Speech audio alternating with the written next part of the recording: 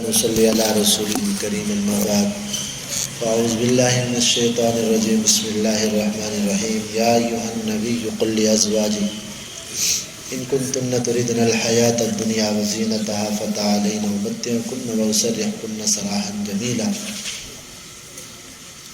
21ویں پارے کی چند آیات کل رہ گئی تھی۔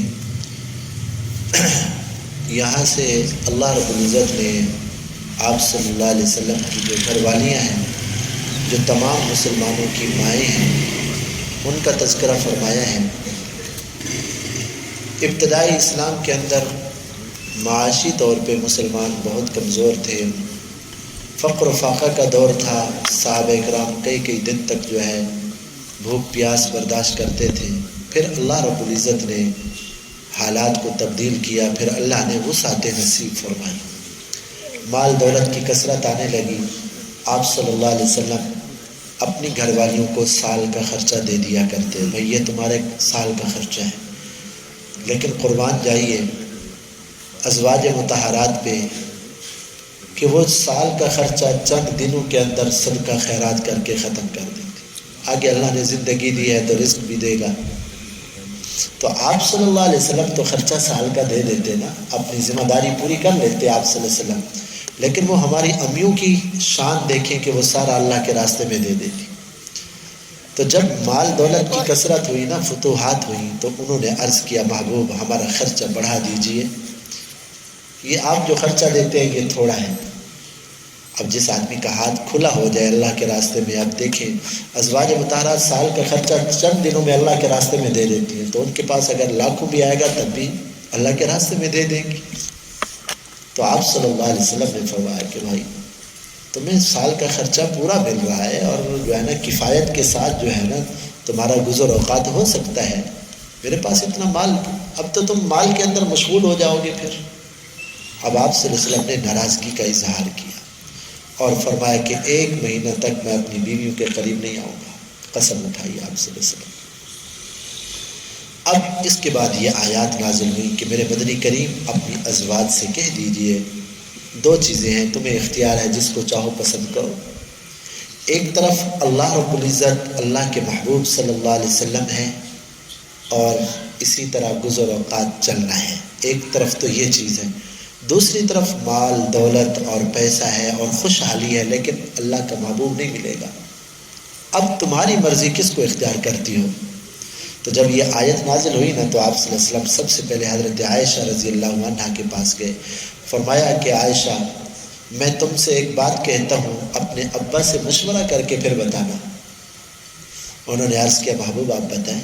فرمایا کہ اللہ تعالیٰ نے تم لوگوں کو اختیار دیا ہے، میرے پاس رہنا چاہتے ہو تو اسی طرح گزر اوقات میں تنگی میں فقر و فاقہ میں گزر کرنا پڑے گا، گزارا کرنا پڑے گا۔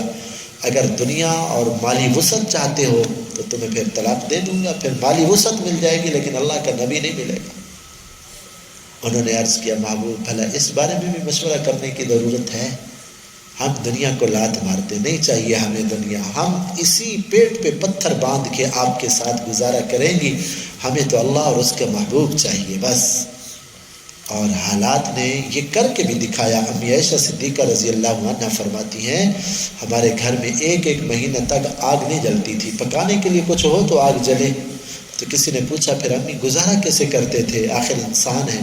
فرمایا کہ بیٹا چند کھجور کے دانے کھا لیے، پانی پی لیا، بس یہ ہمارا کھانا تھا، 1 مہینہ تک یہ غذا۔ اور اس کے بعد پھر اللہ تعالیٰ نے ازواج مطہرات سے فرمایا یا نساء النبی لستن کا احد، میرے محبوب صلی اللہ علیہ وسلم کی گھر والی ہو، تم عام عورتوں کی طرح نہیں ہو، تمہاری تو شان اور عظمت ہے، تم دیکھو تمہارا تعلق کس سے ہے، تم مومنین کی مائیں ہو۔ اگر پھر تم سے کوئی بات کرنے کے لیے آئے نا، کوئی صحابہ کرام کوئی مسئلہ پوچھنے کے لیے، فلا تخضعن بالقول، تو پھر نرم انداز میں بات نہ کرنا، وقرن فی بیوتکن، پھر گھروں میں رہے، عورتوں کی عزت آبرو اسی کے اندر ہے، وہ گھر کی زینت ہے۔ اور یہ دنیا کا اصول ہے قیمتی چیز کو چھپا کے رکھتے ہیں، جو بے قیمت چیز ہے وہ سب کے سامنے پڑی رہتی ہے۔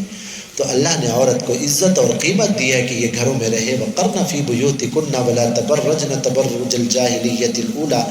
زمانے جاہلیت میں جیسے عورتیں بے پردہ پھرا کرتی تھیں اور زیب و زینت اختیار کر کے نکلتی تھیں، اللہ تعالیٰ نے فرمایا مسلمان عورتیں ایسا نہ کریں. وَأَقِمْنَ الصَّلَاةَ. گھروں میں رہ کر کیا کرنا ہے؟ اقمنا الصلاۃ وآتینا الزکاۃ. گھروں میں رہ کر دین کا ماحول بنانا ہے. نمازیں پڑھیں، زکوٰۃ ادا کریں، اللہ اور اس کے رسول کی اطاعت کرتی رہیں، دین کے تذکرے گھر کے اندر ہوں، تاکہ جب بچہ جو ہے نا گھر کی دیوار سے باہر نکلے تو مسلمان کا بچہ بن کے نکلے. اور اس کے بعد پھر اللہ رب العزت نے فرمایا وَمَن يَعْصِ اللَّهَ وَرَسُولَهُ. جو اللہ اور اس کے رسول صلی اللہ علیہ وسلم کی نافرمانی کرے گا نا تو وہ بہت بڑی گمراہی کے اندر چلا جائے گا. اس کے بعد پھر حضرت زید بن حارثہ کا ذکر فرمایا. میں نے کل بھی عرض کیا تھا کہ زید بن حارثہ رضی اللہ عنہ کو آپ صلی اللہ علیہ وسلم نے منہ بولا بیٹا بنایا تھا. اور زمانے جاہلیت میں یہ ہوتا تھا جس کو منہ بولا بیٹا بنا لیا نا، یعنی کسی کو کہہ دیا تو میرا بیٹا ہے، وہ سگا بیٹا بن جاتا تھا. جس طرح سگے بیٹے کی بیوی کو اگر طلاق ہو جائے نا تو اس سے نکاح نہیں ہو سکتا. سگا بیٹا ہے نا، اس بیٹے نے طلاق دے دی ہے تو اب اس کی بیوی سے یعنی اپنے بیٹے کی بیوی سے بہو سے نکاح نہیں ہو سکتا، بھلے بیٹا چھوڑ کیوں نہ دے. تو زمانے جاہلیت میں بھی ایسے کرتے تھے کہ اگر کسی کو زبانی طور پہ بیٹا کہہ دیا، اس نے اگر کسی عورت کو طلاق دے دی تو وہ کہتے بس اس سے نکاح نہیں ہو سکتا. اللہ تعالیٰ نے اس رسم کو ختم کرنا تھا. حضرت زینب رضی اللہ عنہا کا نکاح آپ صلی اللہ علیہ وسلم نے جو ہے نا قریش کی خاندان کی تھی، حضرت زید سے کرا دیا. اب دل تو اللہ کے قبضے میں ہے. اتفاق کی بات ہے حضرت زینب اور حضرت زید کی آپس میں بنی نہیں، روزانہ اختلافات. حضرت زید روزانہ آ جاتے یا رسول اللہ دل نہیں مل رہے، اب طبیعت نہیں چاہ رہی، اختلاف ہے، روزانہ لڑائی جھگڑا ہے. آپ صلی اللہ علیہ وسلم ان کو فرماتے بیٹا صبر سے کام لو اور برداشت کرتے رہو، برداشت کرتے رہو. بالآخر جب حضرت زید رضی اللہ عنہ تنگ ہو گئے نا تو طلاق دے دی. حضرت زید رضی اللہ عنہ نے آ کے عرض کیا محبوب میں نے تو طلاق دے دی. اللہ کا بندہ مجھ سے مشورہ تو کرتا. تو بہرحال طلاق تو ہو گئی. طلاق تو ایسی چیز ہے کسی کے کہنے سے رکتی تو نہیں ہے. تو طلاق جب ہو گئی تو اب آپ صلی اللہ علیہ وسلم نے حضرت زینب کو، تو کیونکہ ان کے خاندان والے پہلے بھی راضی نہیں تھے حضرت زید سے نکاح کرنے پر، لیکن آپ صلی اللہ علیہ وسلم کے فرمانے پر انہوں نے کر دیا تھا. اب حضرت زینب کا بڑا جو ہے نا دل دکھا کہ طلاق ہو گئی. طلاق بھی تو ایک عیب ہے نا، بھلے قصور مرد کا ہو لیکن جب طلاق عورت کو ہو جاتی ہے کہتے ہیں قصور عورت کا ہوگا. اب آپ صلی اللہ علیہ وسلم نے سوچا ان کی کوئی دلجوئی ہو جائے، ان کے غموں کا مداوع ہو جائے. تو آپ صلی اللہ علیہ وسلم کا ارادہ یہ تھا اگر میں ان سے نکاح کر لوں تو ان کے غم ختم ہو جائیں گے، چلو تسلی ہو جائے گی. اب حضرت زینب رضی اللہ عنہا کا نکاح اللہ تعالیٰ نے آسمانوں سے کرایا. آپ صلی اللہ علیہ وسلم فرمایا کہ محبوب ہم نے جو ہے نا آپ کا نکاح کر دیا. آپ صلی اللہ علیہ وسلم جو ہے نا گھر تشریف لے گئے حضرت زینب رضی اللہ عنہا کے. تو یہ وہ واحد نکاح ہے اللہ نے آسمانوں پہ کرایا. باقی جو ازواج مطہرات تھی نا ان کے والدین نے نکاح کرایا آپ صلی اللہ علیہ وسلم سے، لیکن حضرت زینب کا نکاح اللہ تعالیٰ نے عرشوں سے کرایا. اور اس کے بعد پھر اللہ تعالیٰ نے فرمایا ما کان محمد ابا احد من رجالکم. میرے مدنی کریم صلی اللہ علیہ وسلم کے جو بیٹے تھے نا وہ بچپن میں ہی فوت ہو گئے، معصوم عمر کے اندر چھوٹی عمر میں فوت ہو گئے. آقا کا کوئی بیٹا جو ہے اتنا بڑا نہیں ہوا کہ بالغ ہو، مرد کہلائے، ایسا نہیں. تو اللہ تعالیٰ نے فرمایا میرے مدنی کریم صلی اللہ علیہ وسلم کسی مرد کے باپ نہیں ہیں، وہ تو بچے تھے، ان کے بیٹے فوت ہو گئے ہیں. ولیکن رسول اللہ و خاتم النبیین، میرے مدنی کریم میرے رسول ہیں اور خاتم النبیین ہیں. آپ صلی اللہ علیہ وسلم آخری پیغمبر ہیں قیامت تک، اب کوئی اور نیا پیغمبر نہیں آئے گا. ختم نبوت کی واضح دلائل قرآن کی تقریباً جو ہے نا 200 آیات ہیں جس میں ختم نبوت کا تذکرہ ہے، کہیں اشارتاً ہے، کہیں وضاحتاً ہے، صراحتاً ہے. اور اس کے بعد پھر اللہ تعالیٰ نے فرمایا کہ جب حضرت زینب سے نکاح ہوا نا تو آپ صلی اللہ علیہ وسلم نے ولیمے کی دعوت دی صحابہ اکرام کو، بکری ذبح کی. اب صحابہ اکرام رضوان اللہ علیہ مجمعین جب آئے نا دعوت کھانے کے لیے تو باقی صحابہ تو دعوت کھا کے چلے گئے. 2 صحابی بیٹھ گئے، وہ آپس میں کچہری میں لگ گئے، باتوں میں لگ گئے. آپ صلی اللہ علیہ وسلم گھر سے باہر آئے نا اندر، تو آپ صلی اللہ علیہ وسلم چاہتے یہ تھے کہ یہ لوگ اب کھانا کھا لیا، اب بیٹھنے کی کیا ضرورت ہے، یہ چلے جائیں گھر سے. لیکن آپ صلی اللہ علیہ وسلم اپنے منہ مبارک سے کیسے کہہ بھائی جاؤ میرے گھر سے، مہمان کو بندہ کیسے کہے بھی تو جا میرے گھر سے؟ تو آپ صلی اللہ علیہ وسلم تو رحمت للعالمین تھے نا، بڑے حیا والے تھے. تو آپ صلی اللہ علیہ وسلم کا دل یہ کر رہا تھا کہ بھئی انہوں نے کھانا کھا لیا، اب جائیں، کام ہو گیا، میں اپنے گھر والوں سے تنہائی میں بات کروں، ملوں. ایک مرتبہ آئے، پھر دیکھا بیٹھے ہیں آپ صلی اللہ علیہ وسلم، دروازے سے واپس چلے گئے. تو ان اللہ کے بندوں کو اٹھ جانا چاہیے تھا، بھی آقا جا رہے ہیں تو ہم بھی چلے جائیں، لیکن بیٹھے رہے، ایسے مشغول تھے باتوں میں. آقا پھر آئے، دیکھا بیٹھے ہیں، پھر چلے گئے. اب تیسری مرتبہ جب آئے نا تو ان کو پھر احساس ہوا. پھر اللہ تبارک و تعالی نے آیات نازل فرمائی، یا ایھا الذین آمنوا لا تدخلوا بیوت النبی الا ان یؤذن لکم، ایمان والو میرے محبوب صلی اللہ علیہ وسلم کے گھر میں بغیر اجازت کے نہ آیا کرو، اجازت ملے تو آؤ. اور جب اجازت ملے نا، غیر ناظرین اناہ ولکن اذا دعیتم، جب تم آؤ نا کسی کے گھر کے اندر تو ادھر ادھر نظر نہ دوڑاؤ کہ فلاں جگہ چیزیں کہاں رکھی ہیں گھر میں، بلکہ جہاں تمہیں لے جایا جائے نا جس کمرے میں، تو آرام سے نظریں جھکا کے ادھر جا کے بیٹھو. کھانا کھا چکو تو فانتشروا، پھر وہاں سے چلے جاؤ، وہاں بیٹھے رہنے کی کوئی ضرورت نہیں. ان ذالکم کان یؤذی النبی، تمہارا بیٹھنے کی وجہ سے میرے محبوب کو تکلیف ہوئی ہے. وہ تو ہاں اس شرم کی وجہ سے تمہیں کہا نہیں کہ بھئی تم اٹھ کے چلے جاؤ، لیکن اللہ تعالیٰ تو حق بات بیان کرنے سے نہیں شرماتے، اللہ نے تو بیان کر دیا ہے. پھر فرمائی ان اللہ و ملائکتہ یصلون علی النبی، میرے محبوب کی شان یہ ہے کہ اللہ تعالیٰ بھی رحمت نازل فرماتے ہیں، فرشتے بھی میرے محبوب صلی اللہ علیہ وسلم کے لیے رحمت کی دعائیں کرتے ہیں. ایمان والو تم بھی محبوب صلی اللہ علیہ وسلم کے لیے درود پڑھا کرو اور سلام بھیجا کرو. حضرت ابن عباس فرماتے ہیں آپ صلی اللہ علیہ وسلم گھر سے تشریف لائے تو گلاب کے پھول کی طرح چہرہ مسکرا رہا تھا. ہم نے پوچھا محبوب کوئی خوشی کی بات ہے آپ مسکرا رہے ہیں؟ فرمایا میں کیوں نہ خوش ہوں، اللہ تعالیٰ نے میرے ساتھ وعدہ کیا ہے جو ایک مرتبہ درود پڑے گا میں 10 رحمتیں اس پہ نازل کروں گا، 10 گناہ معاف کروں گا اور 10 درجے اس کے بلند کروں گا.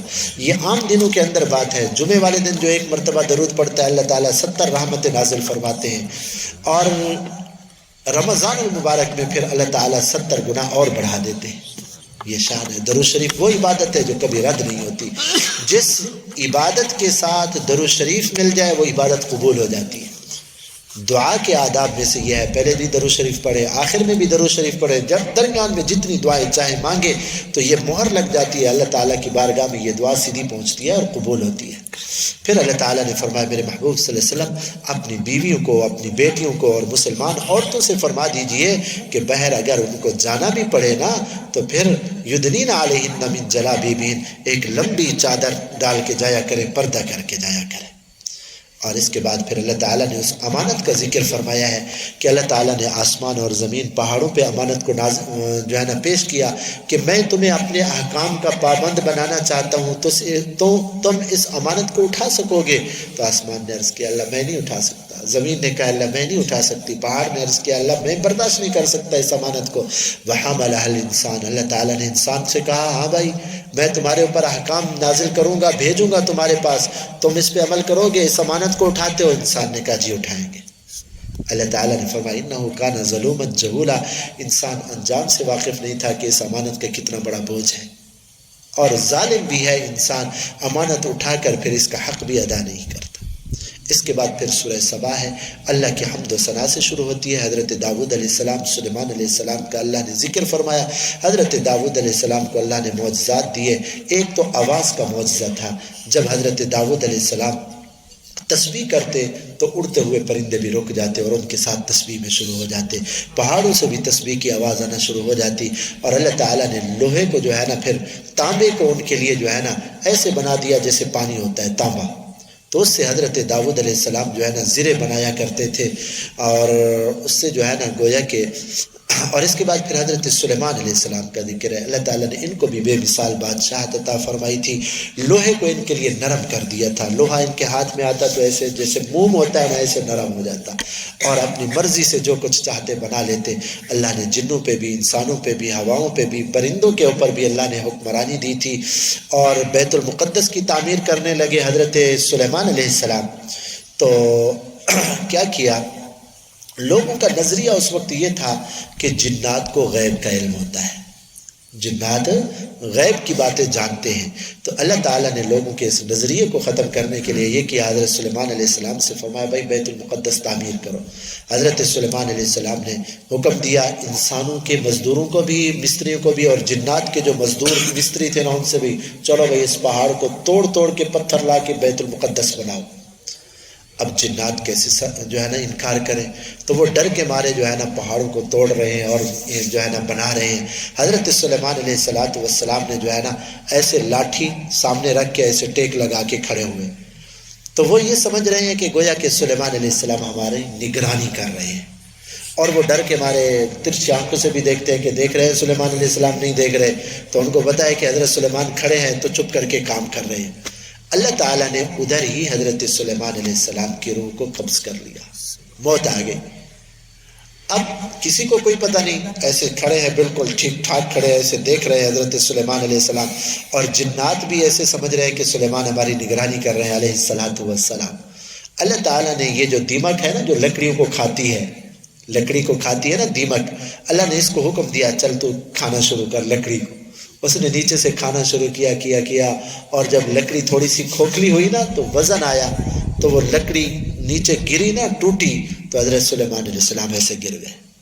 اب جنات کو پتہ چلا ہم تو کئی عرصے سے مصیبت کے اندر گرفتار تھے، ہم تو سمجھ رہے تھے کہ سلیمان علیہ السلام ابھی تک زندہ ہے، ہماری نگرانی کر رہے ہیں، یہ تو کب کے فوت ہو گئے ہیں۔ اگر ہمیں پتہ ہوتا نا کہ سلیمان علیہ السلام فوت ہو گئے تو ہم اتنا بڑی تکلیف والا کام کبھی نہ کرتے۔ جنات کہنے لگے ہاں، تو اللہ تعالیٰ نے بتلایا بھائی جنات بھی اللہ کی مخلوق ہے، کوئی غیب شیب کا علم ان کے پاس نہیں ہوتا۔ اور اس کے بعد پھر اللہ تعالیٰ نے فرمایا وما ارسلناک الا کافۃ للناس، میرے مدنی کریم ہم نے ساری قوموں کے لیے آپ کو رسول اور نبی بنا کر بھیجا۔ دلائل قدرت بیان فرمائے، سورہ فاطر کے اندر بھی اللہ کی دلائل کی قدرت ہے، اور فرمایا ما یستوی الاعمی والبصیر، دیکھو بھائی اندھا اور دیکھنے والا برابر نہیں ہو سکتے، سردی گرمی برابر نہیں ہو سکتے، روشنی اور جو ہے نا اندھیرا برابر نہیں ہو سکتے، تو اسی طرح ایمان والے اور کافر بھی برابر نہیں ہو سکتے۔ پھر فرمایا انما یخشی اللہ من عبادہ العلماء، اللہ کا خوف رکھنے والے اہل علم لوگ ہوتے ہیں جن کے دلوں میں قرآن حدیث کا علم ہوتا ہے، تو اللہ کی معرفت ان کو بھی زیادہ ہوتی ہے۔ اور اس کے بعد پھر اللہ تعالیٰ نے تقریباً انہی چیزوں پہ ختم فرمایا اس سورت کو۔ سورہ یاسین کے اندر، سورہ یاسین کے بڑے فضائل ہیں۔ یاسین میرے مدنی کریم صلی اللہ علیہ وسلم کا نام مبارک ہے، صفاتی نام ہے، اور یہ قرآن کریم کا دل ہے سورہ یاسین۔ عام طور پہ ہم سمجھتے ہیں یاسین ان لوگوں کے اوپر پڑھتے ہیں نا جو موت کی کشمکش کے اندر ہیں۔ ایک آدمی ہندوستان کے اندر تھا، وہ بڑا ڈرتا تھا نا یاسین سے، ہاں اس کے ذہن میں یہ بات بیٹھ گئی تھی کہ بھائی یاسین جو مرنے والے ہیں نا، جن کی روح نہ نکل رہی ہے، ان کے اوپر پڑھی جاتی ہے، اس کے ذہن میں یہ بات بیٹھ گئی۔ تو وہ تراویح پڑھتا تھا نا امام کے پیچھے، تو لوگوں سے کہا بھائی جب یاسین کی باری آئے نا تو مجھے بتانا، میں بھاگ جاؤں گا ورنہ میں مر جاؤں گا نا۔ تو لوگوں نے بتایا ہی نہیں، یاسین امام نے پڑھی نا تراویح کے اندر۔ اب اس کو تو پتہ نہیں چلا نا، تھا تو ان پڑھنا۔ جب یاسین امام مکمل کر گیا نا تو صبح کو لوگوں نے بتایا بھائی تجھے پتہ بھی ہے کیا ہوا؟ کہتے ہیں رات امام صاحب نے یاسین پڑھی تھی۔ اس نے او یاسین پڑھی تھی؟ اس نے کہا ہاں۔ اب خوف کے مارے وہ کانپنے لگا، ایسے ادھر ہی مر گیا بیچارہ، ادھر مر گیا، ادھر خوف کی وجہ کہ یاسین پڑھی گئی، اب میں نہیں بچتا۔ تو ہمارے ہاں ایک ذہن بن چکا ہے بھئی یاسین ادھر پڑھو جو نہ مر رہا ہو نا، جو جلدی روح نکل جائے گی۔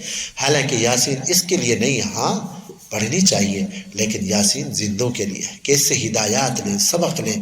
قرآن کریم کی صداقت کو بیان فرمایا، اور 3 نبیوں کا ذکر فرمایا جو ایک بستی کے اندر آئے، ان ظالموں نے ان نبیوں کو قتل کر دیا۔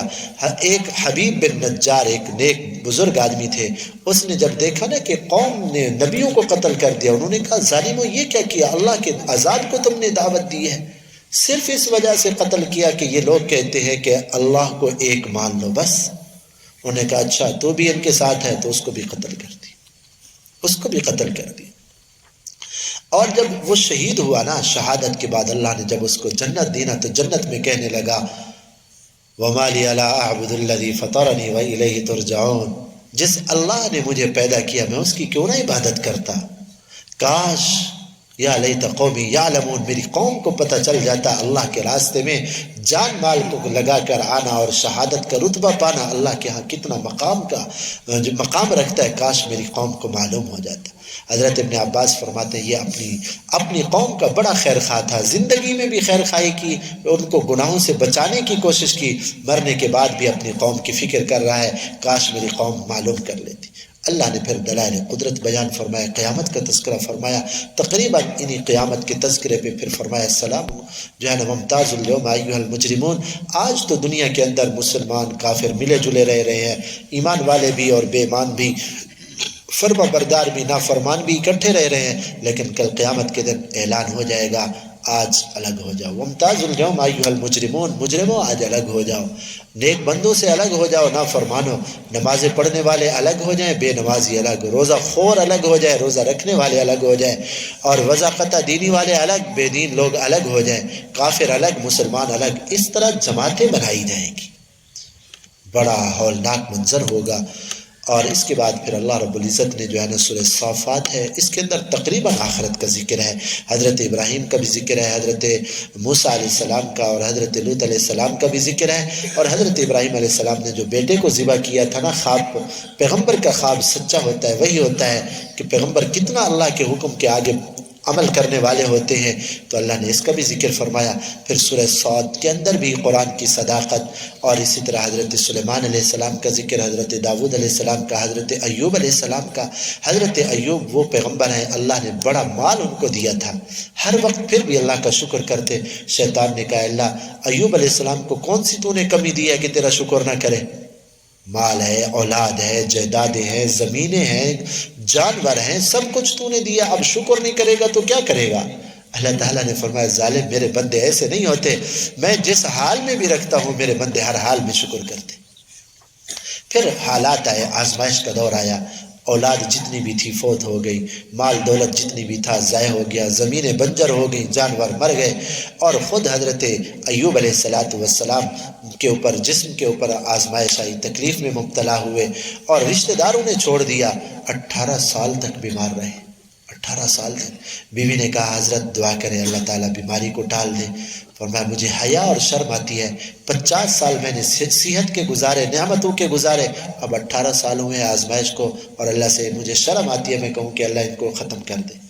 تو اللہ تعالیٰ نے پھر جب ختم کرنا چاہا تو اللہ تعالیٰ نے ایک کنویں سے فرمایا کہ بھائی اس سے غسل کرو، غسل کیا تو ساری بیماری ختم ہو گئی۔ اللہ تعالیٰ نے ایک مرتبہ روایات میں آتا ہے شیطان چیخنے لگا، سارے جن شیطان اکٹھے ہو گئے، کہا کہ کیا ہو گیا؟ اس نے کہا مجھے ایوب علیہ السلام کے صبر نے رلا دیا ہے، کہ انہوں نے صبر کیا، اللہ نے صبر کے اوپر ان کے اتنا بڑے درجات بڑھائے، تو میں اس لیے رو رہا ہوں کہ ان کو بیماری نہ آتی، چلو وہی درجات ملتے، اس کے صبر نے میری چیخیں نکلوا دی۔ تو مسائب مشکلات آتی ہیں تو اس پہ انسان کی بڑی ترقی ہوتی ہے، اللہ اس کے بڑے مقام جو ہے نا رکھتے ہیں۔ اور اس کے بعد پھر سورہ زمر ہے، اور اللہ نے قرآن کی صداقت کا بھی ذکر فرمایا، اور اللہ تعالیٰ نے فرمایا وما یستوی الاعمی والبصیر، اندھا اور دیکھنے والا برابر نہیں ہو سکتے، اور جس کے پاس دین کا علم ہے، قرآن حدیث کا علم ہے، اس کی مثال آنکھوں والے جیسی ہے، اور جو آنکھوں والا نابینا ہوتا ہے نا، جس کے پاس دین کا علم نہیں ہے، منزل تک پہنچنے کے دو ہی راستے ہیں، یا تو خود آنکھیں ہوں، اگر آنکھیں نہیں ہیں تو کسی آنکھوں والے کا ہاتھ پکڑ لے، وہ منزل تک لے جائے گا۔ تو عام انسان جو ہے نا اس کے لیے یا تو اللہ کے قرآن کا علم حاصل کریں، دین کا علم حاصل کریں، حلال حرام کی پہچان کریں، سنت اور بدعت کا پتہ ہو، یا پھر کسی اللہ والوں کے ساتھ ہو جائیں، وہ بھی انشاءاللہ منزل مقصود تک پہنچ جائیں گے۔ آخر میں پھر اللہ رب العزت نے فرمایا اس پارے کے آخر میں، 23ویں پارے کے آخر میں، انک میت و انہم میتون، میرے مدنی کریم صلی اللہ علیہ وسلم، دنیا کسی کے لیے ہمیشہ رہنے کی جگہ نہیں ہے، یہ کافر بھی مر جائیں گے، اور آپ بھی اپنی زندگی مبارک پوری کر کے آپ کے اوپر بھی وفات اور موت طاری ہوگی، اللہ کے پاس آئیں گے، ثم عند ربکم تختصمون، پھر اللہ کے ہاں ساری چیزوں کا فیصلہ ہو جائے گا۔